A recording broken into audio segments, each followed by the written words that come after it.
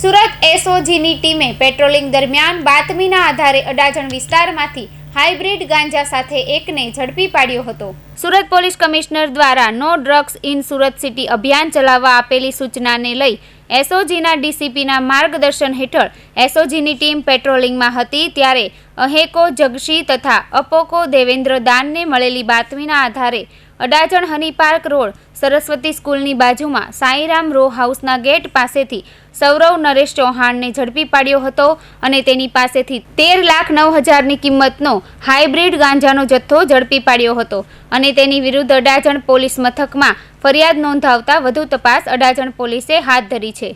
સુરત સિટીની અંદર no drugs in Surat city અભિયાનના અંતર્ગત માનનીય પોલીસ કમિશનર દ્વારા એક ડ્રાઈવ ચલાવવામાં આવે છે, જેના અનુસંધાને એસઓજી દ્વારા એક રેડ કરવામાં આવી હતી.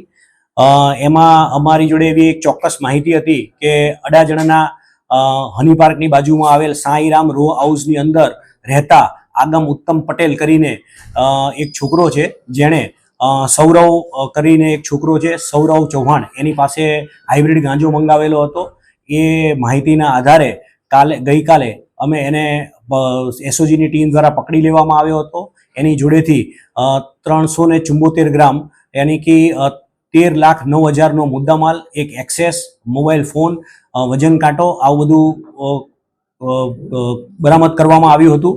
એના સિવાય એની જોડે વધુ પૂછપરછ કરતા એવી પણ માહિતી મળી હતી કે રિષભ કરીને વેસુમાં એક નંદનવન 2ની અંદર એક છોકરો રહે છે, એ જ આ લોકોને બધાને છોકરાઓને રાખી અને જે લોકોને આવા ગાંજાની કે કંઈ પણ જરૂરિયાત હોય ત્યાં આ સપ્લાય કરતો હતો. સર, આરોપીઓ કઈ રીતે મળીને કામ કરતા હતા? મેન આરોપી શું કરે છે, ક્યાંથી લાગે? મેન આરોપી રિષભ મહનોત કરીને જે છે એ નંદનવન 2 વેસુ ખાતે રહે છે અને એ જ આ જે અત્યારે આપણે જે સૌરવ નરેશકુમાર ચૌહાણને જે પકડ્યો છે એના ઘરે જ રહેતો હતો અને ત્યાંથી જ ડિલિવરી થતી હતી. આ જે રિષભ છે એના મોબાઈલની ને એની અમે તપાસ કરી આ સૌરવના મોબાઈલમાંથી, તો એની અંદરથી થાઈલેન્ડના મોબાઈલ નંબર મળી આવ્યા છે અને એ થાઈલેન્ડથી જ આ પાર્સલ દ્વારા આ હાઇબ્રિડ ગાંજો મંગાવી અહીંયા બધાને વેચતો હતો. સર, કયા લોકોને ટાર્ગેટ કરતા હતા વેચાણમાં? હાલના સંજોગોમાં જોઈએ તો એ લોકોની જોડેથી અમને લિસ્ટ ને એવું મળ્યું છે કે એમાં ટીનેજર્સનો આ હાઇબ્રિડ ગાંજાનો ઉપયોગ કરે છે.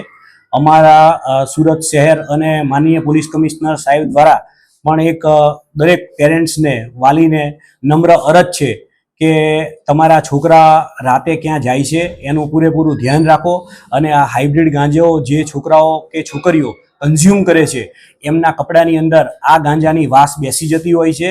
તો જ્યારે સવારમાં આ કપડાને ધોવા મૂકો ત્યારે તમે એટલીસ્ટ ખાલી એ કપડાને ચેક પણ કરો.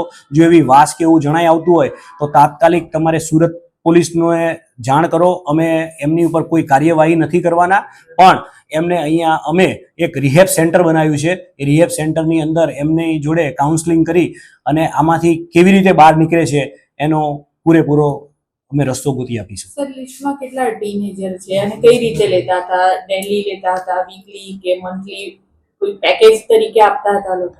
આ લોકોના જે નંબર અને એ છે એની અત્યારે હાલ અમે તપાસ કરીએ છીએ.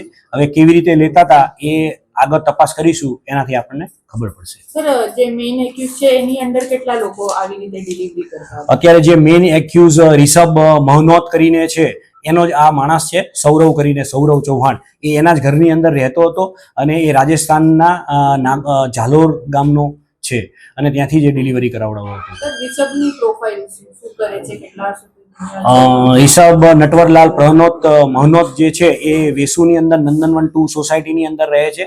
કાલે એસઓજી પોલીસ દ્વારા એના ઘરે પણ તપાસ કરવામાં આવી હતી, એ ત્યાં ઘરે મળી આવેલ નથી. હવે એની તપાસ કરી આગળની એ શું કરતો હતો. આમ એના ફાધરને એનું પૂછ્યું તો એ લોકોનું એવું કહેવાનું થાય છે કે કાપડનો વેપાર કરે છે.